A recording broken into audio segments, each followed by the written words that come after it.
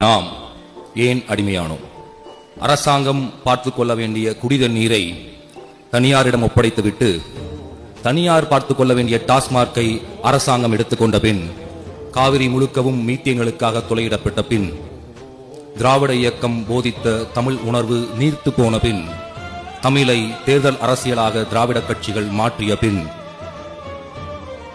தேர்தல் அரசியலை ஏற்றுக்கொண்டு இடதுசாரியும் வலதுசாரியும் தேர்தல் அரசிற்குள் வந்த பின், காமராஜருக்கு பின் தமிழகத்தினுடைய எந்த பிரச்சனையை எந்த முறையில் பேசுவது என்று கூட தெரியாமல் காங்கிரஸ் போன பின், மதம் என்பது பிரிவல்ல, மதம் என்பது பிரச்சனை அல்ல என்று தமிழகம் இருக்கும் பொழுது, இன்றைக்கு தமிழகத்தை மதத்தின் பார்வை கொண்டு பார்க்கக்கூடிய அரசியல் கட்சிகள் வந்த பின்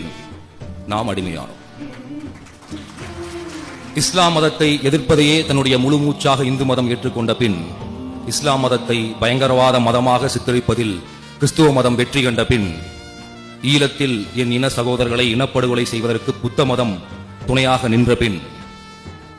பெண்களினுடைய அடிப்படை உரிமைகளை பறிக்கக்கூடிய